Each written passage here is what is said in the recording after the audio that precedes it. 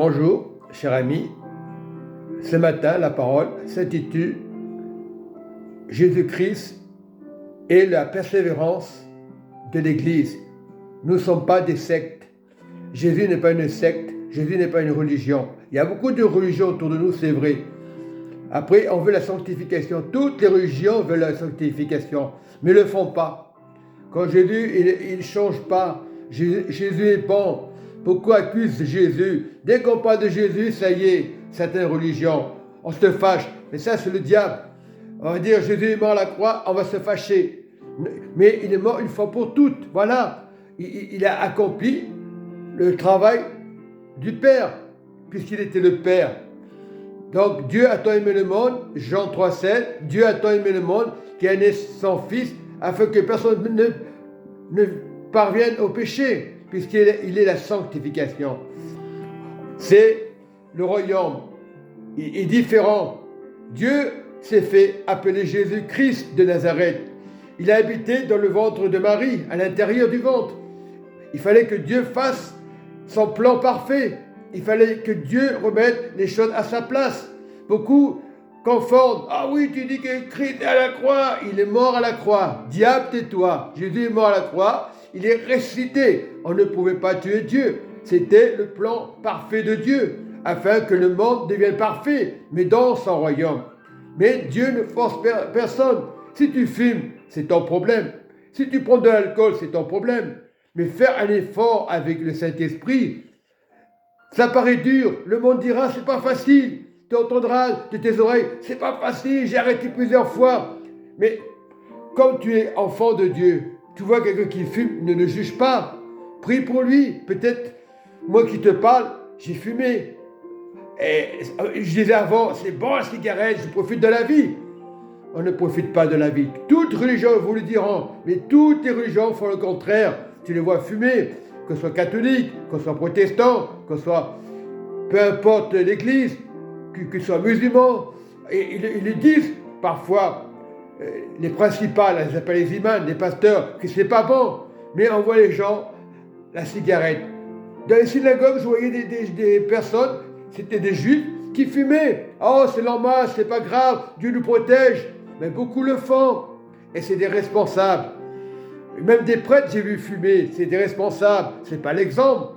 On dit que la cigarette, c'est pas bon. Et c'est pas bon, on n'est pas dans des sectes. On dira, ah, les sectes, il ne faut pas faire ci, il ne faut pas faire ça.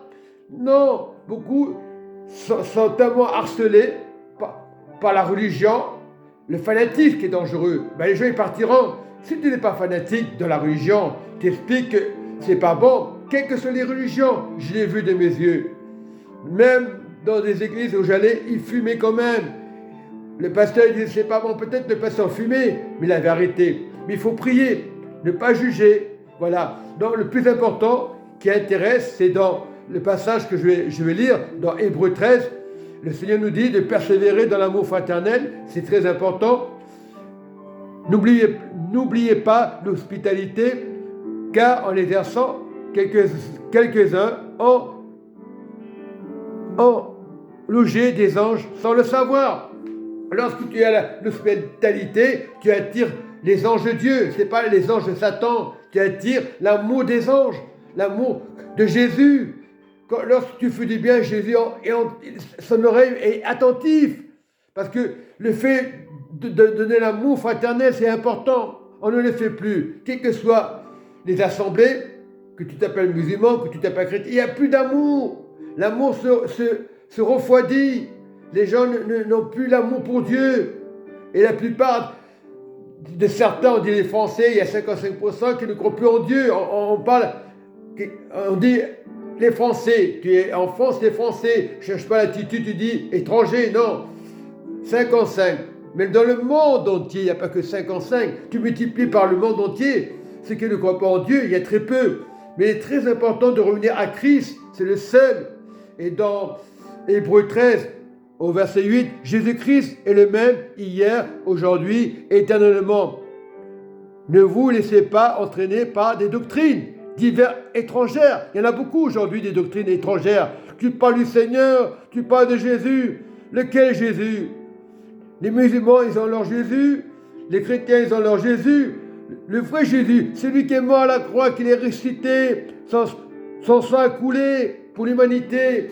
Je vais terminer par Apocalypse 22, qui est une parole de révélation, qui est la vérité pour tous les croyants. Il y a un seul Jésus. Beaucoup parlent de Jésus sans savoir. Tu parles de Jésus de quel? Toutes les religions vont parler de Jésus. Lequel Jésus? Il faut parler de Jésus qui est mort à la croix, qui est ressuscité. On ne pouvait pas tuer Dieu. Et je lis dans Apocalypse 22. Et il montra un fleuve d'eau de vie limpide comme du cristal qui sortait du trône de Dieu, de l'agneau. L'agneau, c'est Jésus qui est mort à la croix, qui est ressuscité au milieu de la place de la ville, sur les deux bords du fleuve. Il y avait un arbre de vie. Cet arbre de vie était Jésus, qui est mort à la croix, qui est ressuscité, produisant 12 fois le fruit, rendant son fruit chaque mois, chaque année, et dans le feuillage servait de guérison des nations. La guérison des nations, c'est Jésus. C'est le seul vrai prophète qui est mort à la croix, qui est ressuscité, le plan de Dieu parfait, restant dans la parole de Dieu. Le Seigneur est là.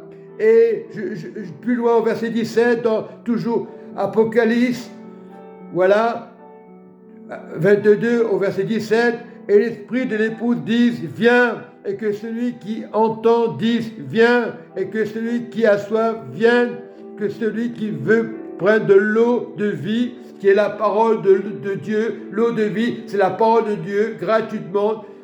Là, je lis la parole gratuitement, je ne demande pas un sou. Oui, on donne pour l'œuvre de Dieu. Il faut donner pour l'œuvre de Dieu, pour que les choses grandissent dans chaque cœur.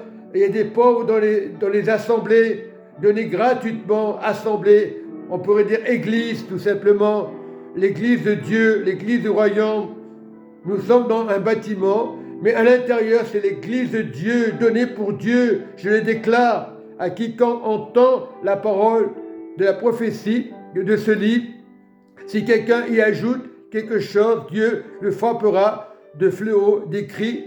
Dans ce livre, je parle de la parole de Dieu, la vérité qui a été donnée parmi les hommes par lesquels nous devions être sauvés. Cette vérité, c'est Jésus. Et si quelqu'un retranche quelque chose des paroles de ce livre, de la prophétie, Dieu retranchera sa part de l'arbre de vie et de la ville sainte. Et l'arbre de vie, c'est Jésus. Je suis le chemin, la vérité et la vie. Nul ne vient au Père que par moi. Si vous cherchez, ce n'est pas le fait d'être philosophe, de faire des études. Dieu, quand tu seras là-haut, tout le monde aura la même intelligence. Il n'y aura pas de jalousie. Accepte le Seigneur pendant qu'il est temps. On parle de baptême, ici et l'autre. Et on force les chrétiens, baptême, ici et l'autre. Le temps de Dieu. Quand c'est le temps de Dieu, la personne, tu la verras baptisée. Tu as prié, tu as eu des batailles, tu as prié, tu as eu des batailles. Tu dis, enfin, c'est la fin que Dieu a donné connaissance dans sa vie. Il n'était pas encore mûr.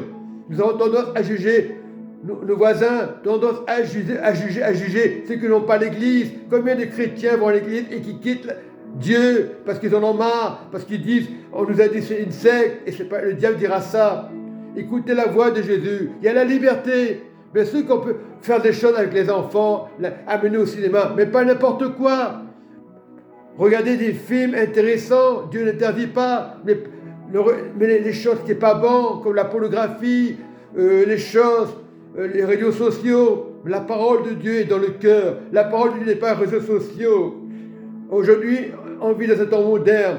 Les choses évoluent, c'est vrai. La parole, c'est Jésus, elle ne change pas. Donc, nous devons mettre les choses dans les réseaux sociaux. La parole du Seigneur Jésus, mort à la croix, ressuscité. Te prions, Saint-Esprit, ce matin, à ceux qui écouteront cette parole. Tu bénis, Papa. Le temps viendra pour les religions. Le temps de Jésus viendra. Jésus ne force personne. Il prie.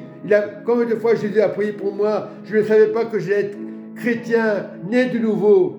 Mais il y a des chrétiens qui font n'importe quoi, qui mélangent les serviettes et les torchons. Nous sommes des chrétiens nés de nouveau. Dans les actes des apôtres, on nous a appelés les premiers chrétiens.